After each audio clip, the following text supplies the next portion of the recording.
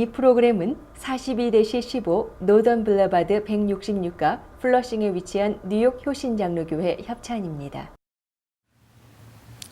우리가 삶을 살다 보면 우리의 인생을 조종하는 두 개의 손이 있다 생각합니다. 하나는 우리를 선한 길로 복된 길로 인도하는 손길 분명히 있긴 있어요. 또 꼭 그것만 있는 거 아닙니다. 악한 손길도 있습니다. 우리를 넘어뜨리고 혼란스럽게 만드는, 자기는 뒤에 몰래 숨고 남을 세워서 정의를 가장한 위선꾼들이 많다는 겁니다. 사람의 손길이 한계가 있으며 이 한계 속에서 악한 손길이 있다는 걸 보면서 우리가 정말 믿고 의지해야 될 것은 뭔가? 살다 보면 내 의지대로 사는 것 같은데 뒤돌아보면 내 의지가 아닌 어떤 것에 의해서 끌려다닌 인생의 모습을 보기도 한다는 겁니다. 우리 삶의 배후에 우리가 하나님을 알고 예수 그리스도를 알고 복음을 알면 마치 하늘에 반짝거리는 별 보면서 방향을 잡아가는 것과 같은데, 흐린 날, 비 오는 날, 구름이 잔뜩 낀 날, 별도 안 보이는 것과 마찬가지로 나도 모르는 사이에 빗나간 사람을 따라가다가 그만 빗나간 길에 정착되는 안타까운 모습이 있습니다. 사람들은 그걸 가리켜서 운명이다, 팔자소관이다 라고 말하지만 아닙니다. 우리 모든 믿는 사람들은 내가 알지 못하는 내 삶의 배후에 있는 전능하신 하나님이 계시다는 사실을 믿고 그 하나님의 손길을 의지하는 성도들 되시기를 바랍니다. 지금 말씀드리려고 하는 것은요, 아브라함에 관한 이야기예요. 아브라함이 그 뒤늦은 나이에 이사를 가서 고향을 떠나서, 아이고 뒤늦은 나이에도 고향 떠날 수가 있구만. 또 하나님을 따라서 여기 나그네 길을 가다가 그는 많은 거부가 되었다. 양이 새끼를 낳고 목초지를 다니다가 재산이 많아졌다. 또 세상에 100살 때에 아기를 낳았대. 그렇게 하나님을 믿고 따르다 보면 100살에도 하나님 아들을 낳는구만. 이것이 우리가 배워야 할 교훈의 전부도 아니고 핵심도 아닙니다. 만약에 이사 안 가고 고향 안 떠나고 평생 한 곳에서 그냥 사는 사람들은 그러면 복을 못 받는 거냐? 하나님을 따르느냐고 자기 재산 다 내놓고 그리고 무명한 자가 된 사람은 그러면 어떻게 된 거냐? 재산 포기하고 명예 포기하고 이름도 포기하고 예수를 위해 순교당한 억울한 죽음을 당한 사람은 도대체 어떻게 해석할 거냐? 자식은커녕 결혼도 안 하고 평생 독신으로 하나님을 섬긴 믿음의 사람들은 그럼 어떻게 설명할 거냐? 이사가 문제가 아닙니다. 거부가 문제가 아닙니다. 100살 때 아들 낳았다, 그것도 핵심이 아닙니다. 아브라함 사건의 핵심, 그것은 어떤 형편이든지 어떤 과거를 가졌든 중요한 것은 인생이 아니라 인생의 배후에 그를 움직이시는 하나님, 그 움직임을 통하여 하나님의 나라가 이루어지고 수백 년 수천 년 후에 하나님의 뜻이 이루어지는 그러한 인생을 살았던 아브라함과 같이 하나님, 나도 하나님의 약속 믿고 성공할런지 실패할런지 그건 중요한 게 아니고, 거부가 되든 또는 가난한 사람 되든 그건 관계없고, 이 세상에서 이름이 있는 사람이든 그냥 무명의 사람으로 살든 관계없고, 다만 내 삶의 배후에 하나님 나와 함께 해주십시오. 나 때문에 하나님의 뜻이 이루어지고 내 자식 때 아니면 후손 때에 먼 훗날 어떤 하나님의 나라가 이루어지는 그것을 마음의 소원으로 삼고 있는 믿음의 마음을 갖는 교훈을 우리는 아브라함을 통하여 얻어야 할 것입니다. 만약에 아브라함의 사건을 이 세상의 역사가가 또는 과학자가 기록한다면 거기는 아브라함의 조상 이름, 아브라함의 이름, 자식들의 이름, 그리고 사건들, 그거 다 기록할 거예요. 아무리 많은 것들을 기록한들 그것은 성경의 내용이 아닙니다. 성경은요, 그 모든 사건들 배후에 하나님이 말씀했고, 하나님이 이끌어냈고, 하나님이 하라고 했고, 그 인생의 배후에 살아계신 하나님이 계셨다는 사실, 역사가의 눈에는 그거 없습니다. 그러나 신자의 눈에는 그 사람이 어떤 삶을 살은 것 중요한 게 아니라 그 사람의 배후에 그를 인도한 손길이 있었다는 거예요.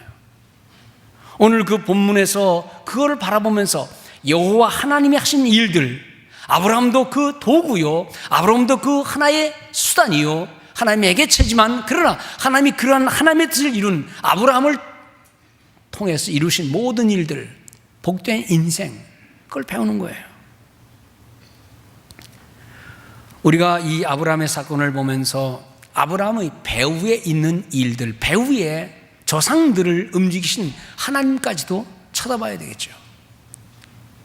아브라함의 삶의 배후에 움직이시는 하나님, 일하셨던 하나님. 그래서 아브라함의 사건을 정말 이해하려면 12장이 아닌 11장, 그 전부터지만 조금 과거로 돌아간다면 11장 10절의 내용을 봐야 됩니다. 성경을 펴시고요, 창세기 11장에 나오는 내용 가운데 11장 10절을 보시죠. 물론 10절 이전에는 창세기에 노아 홍수 사건이 나옵니다. 여러분들 아는 대로 노아 홍수는 노아 시대에 노아는 셈과 함과 야벳 세 아들을 낳았어요. 그런데 10절은 셈에 대한 얘기부터 시작합니다. 보세요. 10절에 셈의 족보는 이러하니라. 셈은 100세 곧 홍수 후 2년에 아르박삿을 낳았고, 아르박삿을 낳은 후 500년을 지내며 자녀를 낳았으며, 아르박삿은 35세에 세를라를 낳았고, 세를라를 낳은 후 403년을 지내며 자녀를 낳았으며, 여기 자녀를 낳았으며 영어에는 sons and daughters, 아들들과 딸들을 낳았으며, 대개 20대 후반과 30대 초반에 결혼했더라고요. 뭐 지금처럼 비슷한 거예요. 그런데 300년, 400년, 때로는 500년을 살면서 자손을 낳았는데 그 중에 한 사람씩만 기록했어요.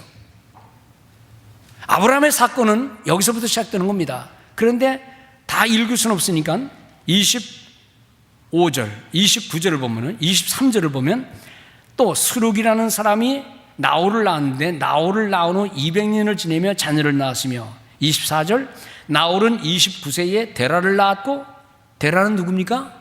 아브라함의 아버지입니다. 데라를 낳은 후 119년을 지내며 자녀를 낳았으며, 데라는 70세에 아브라함과 나홀과 하란을 낳았더라. 지금 아브라함의 기사는 데라에게서, 데라는 나홀에게서, 나홀은 멀리 올라가면 셈에게서, 셈은 노아에게서.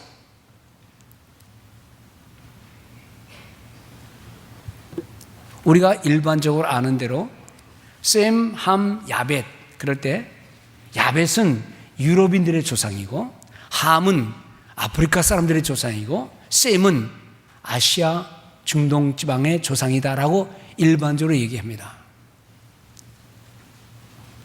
제가 언젠가 저 뉴욕 업스테이트에 기도원 구입하려고 무진장 애를 쓰면서 여기 다닐 때 좋은 땅이 있는데 가보니까 집단적으로 사는 사람들이 있어요. 보니까 유대인들이 사는 곳이에요.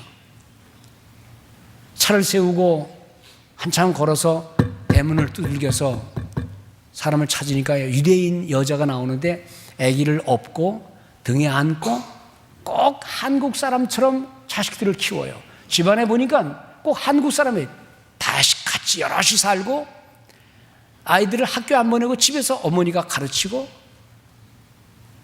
그 낯선 사람이 오니까 경계를 하길래 나도 당신들과 똑같은 사람이다 그랬어요. 그랬더니 뭐라고 묻더라고요. 유대인들이거든요. 유대인들 회당도 있고. 그래서 제가 그랬습니다. 나도 아브라함의 자손이다 그랬어요. 그랬더니 쳐다보더라고요. 내가 진짜 아브라함의 자손이다 그랬어요. 그랬더니 왜 그런 얘기 아니에요? 그래서 이 족보를 얘기해 줬어요. 당신들이 신앙의 아버지로 삼는 아브라함은 원래 셈의 자손이다. 셈. 내가 셈의 자손이다. 그랬더니 이 얘기를 쭉 성경에 해주니까 앉으라 그러더라고요. 그리고 야곱의 12지파 모임을 갔는데요. 그런데 토요일날 저녁에 모이니까 오라고 하면서 명함을 주길래 저도 명함을 주고, 근데 토요일은 내가 바쁘다. 언젠가 오겠다. 그리고 헤어진 적이 있습니다. 여러분들 지금은 카드 하나만 있으면 어디든지 떠나도 돼. 집 내버리고 카드하고 돈만 있으면 다 떠나는 거예요. 근데 옛날, 먼 옛날 농경 시대에는 가족, 친지, 땅이 삶의 전부예요. 나그네 길을 간다는 것은 자기가 그동안 벌어먹던 농경지를 포기하는 거예요. 함께 어울린 친척들을 떠나는 거예요. 어딘지 알지도 못하는 나그네 길을 간다는 것은 너무나 위험한 것이고, 그리고 더구나 아브라함에게는 자식도 없어요. 자식들은, 집안 식구들은 생존의 가장 중요한 수단입니다. 그런데 가족도 몇 명 없고 아브라함은 자식도 없고, 그리고 데라는 정든 땅을 그냥 떠나버리는 거예요. 어떻게 가능합니까?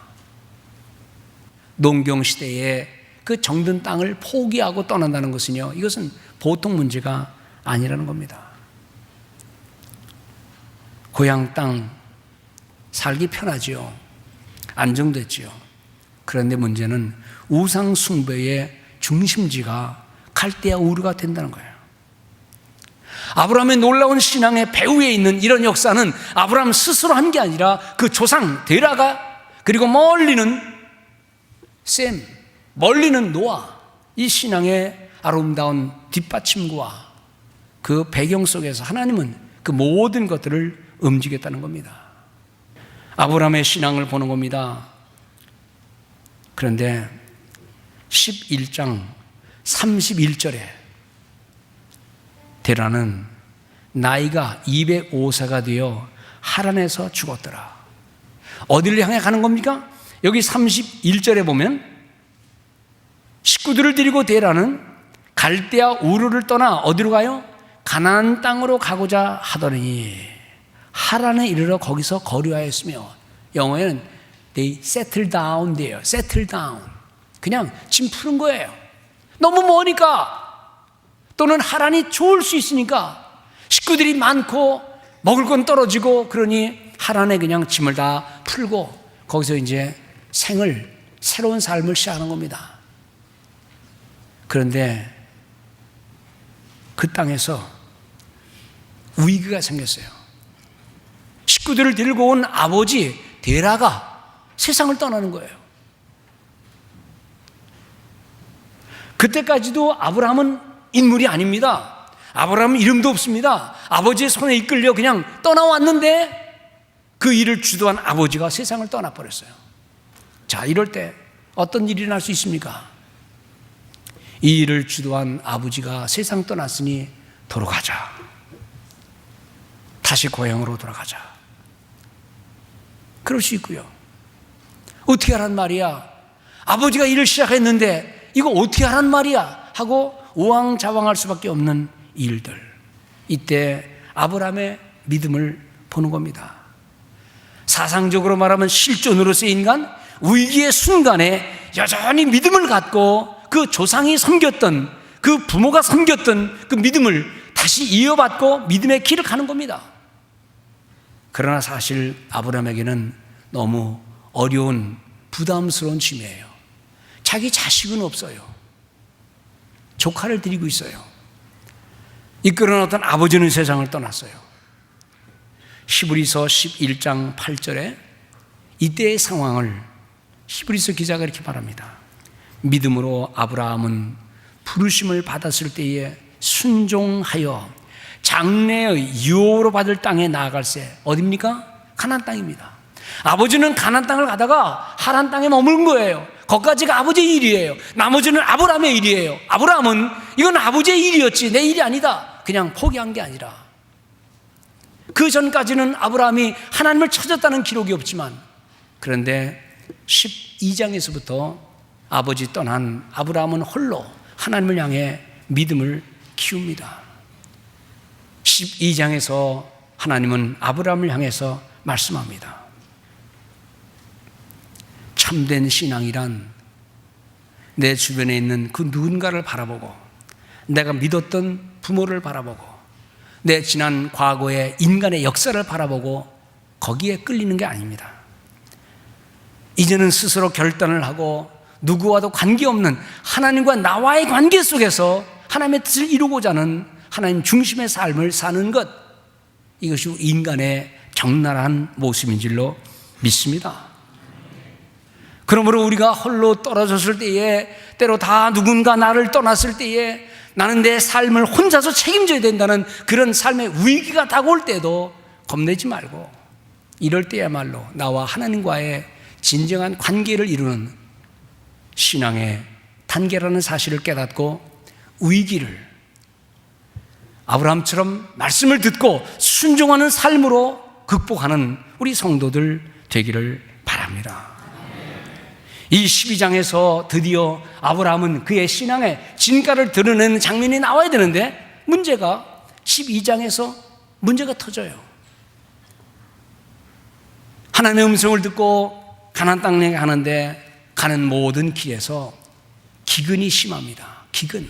뭔지 아세요? 비가 안 오는 거예요. 가다가 조금 지내면서 뭔가를 심어야 되는데 비가 오지 않으니 그는 먹을 걸 구하러 식솔들을 이끌고 애굽 땅으로 갑니다. 애굽은 풍부한 곳이에요. 너무 많은 곳이 있는 곳이에요. 근데 갔는데 거기서 또 문제가 시작되는 거예요. 이 아내를 끌고 왔는데 아내가 아마 예뻤나 봐요. 그러니까 동네 사람들이 지나가면서 저 아내를 다 탐내는 거예요. 누가 더 탐낸 거 아니? 애굽의 임금이 그를 보더니 저 여자.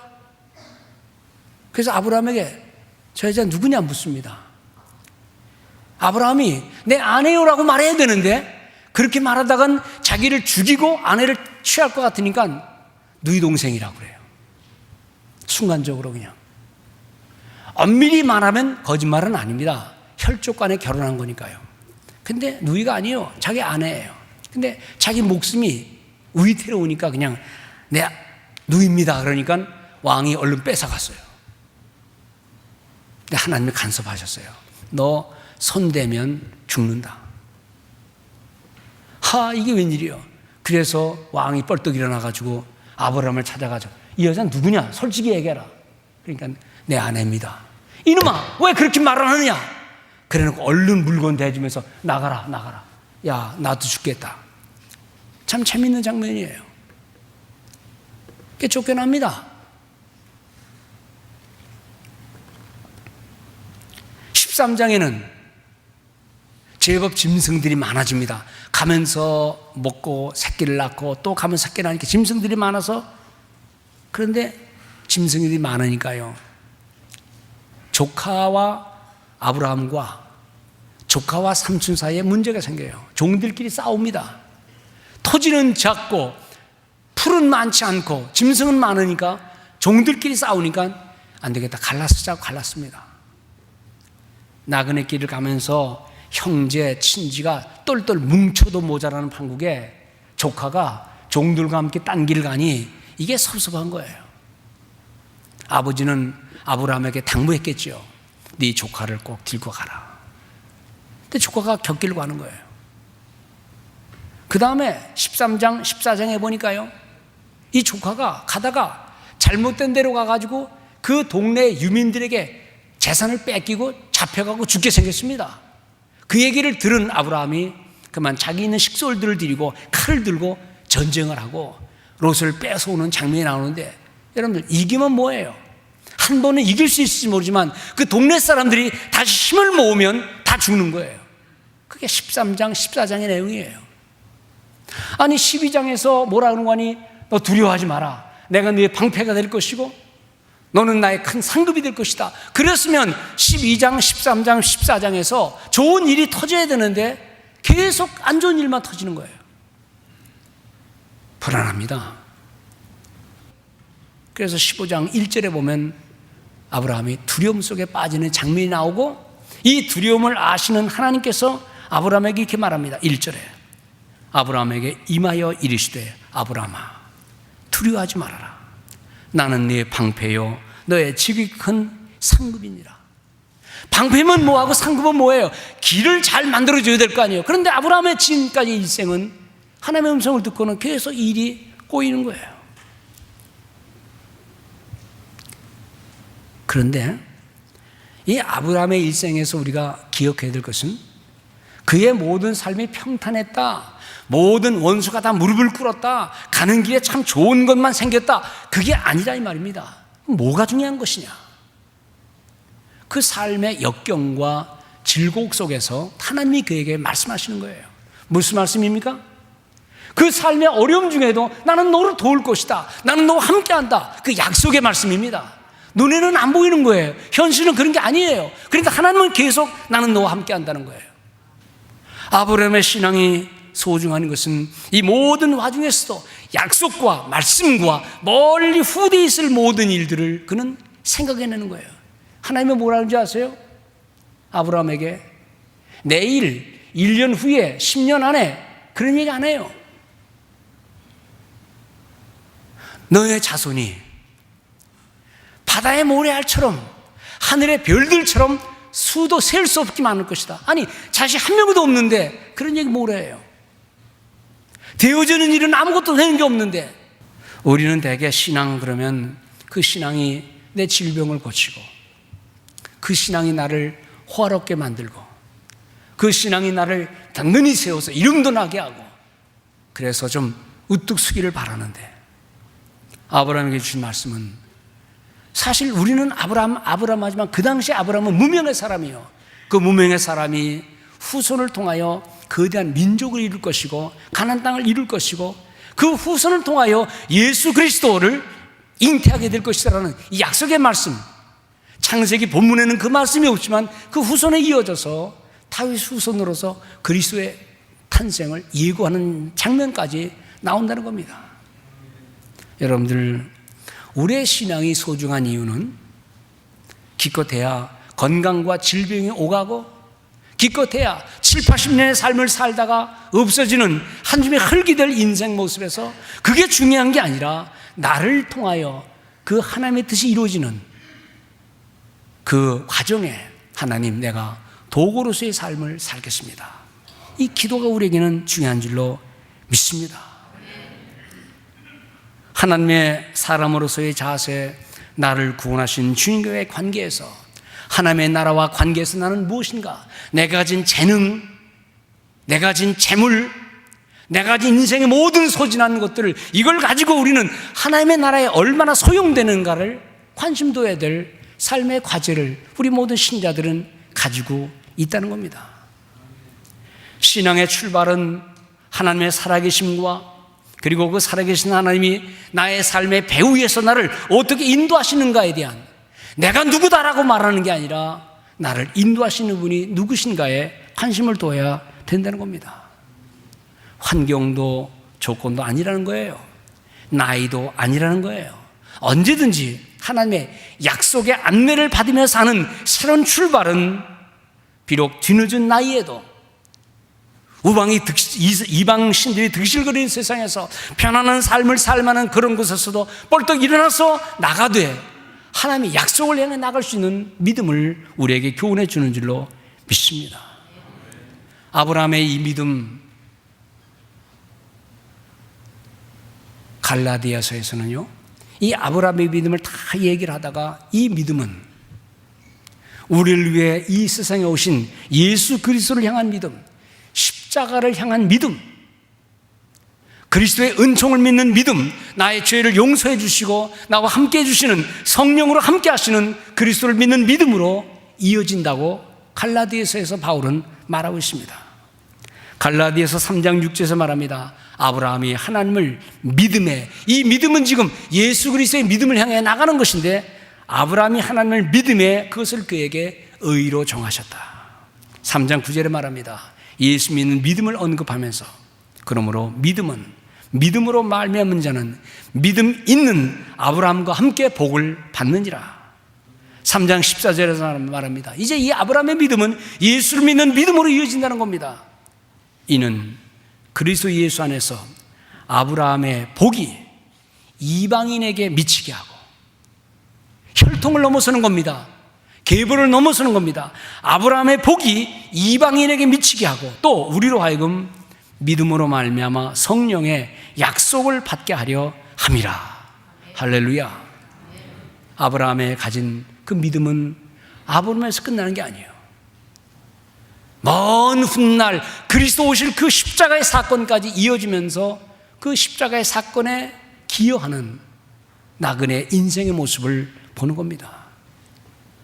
오늘 함께 예배드리는 우리 모든 성도님들 또는 이 TV를 시청할 시청자 여러분들, 오늘 우리의 믿음이 중요한 것은 내가 그 믿음으로 인하여 이런 복을 받았다, 내가 이런 건강을 얻었다, 내게 출세했다, 물론 그것도지만은요, 핵심은 그게 아닙니다. 핵심은 나를 통하여 하나님이 무슨 일을 이루시는가.